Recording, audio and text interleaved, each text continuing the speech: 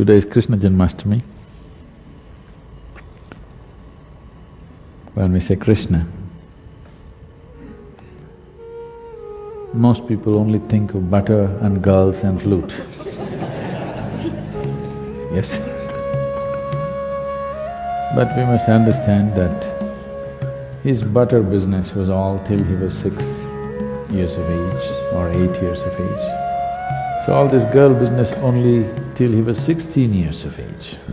At the age of 16, when his guru Sandipani made him realize what is the purpose of his life, first of all he left Vrindavan, never again came back to see any of his relatives or the girls or boys of his area. That was the end of it. When he was leaving, today if we say Krishna, we say Radhe Krishna. Radhe comes ahead of Krishna. Because their love, their intimacy, their romance caught the imagination of a whole culture in the entire subcontinent in such a way that we don't say Krishna Radhe, we say Radhe Krishna. But at the age of 16, he saw her for the last time and never again saw her. And at the age of 16, when he was leaving, he said, I played this flute for you. Now I'm going and not coming back.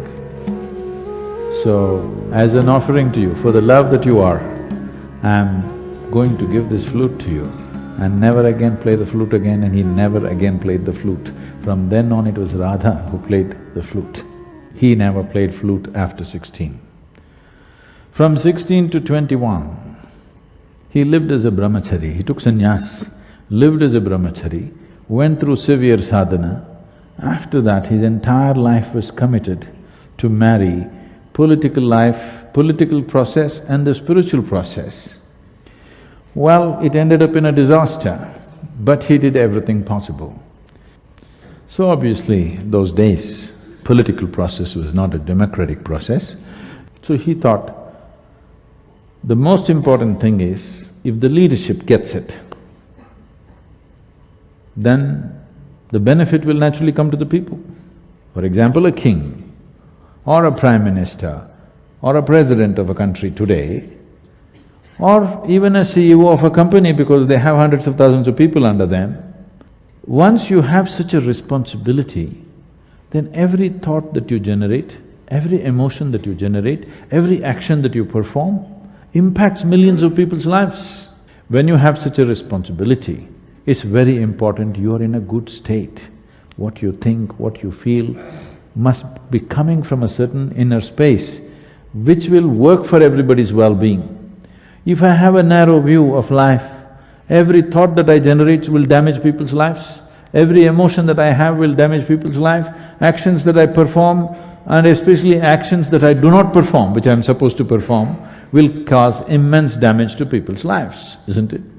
So he focused only on leadership. He wanted the kings of the day to turn spiritual. Unfortunately, it ended up in a disaster of Kurukshetra, a terrible war which wiped out, an entire generation of men literally. That's one thing he desperately tried to avoid is that war.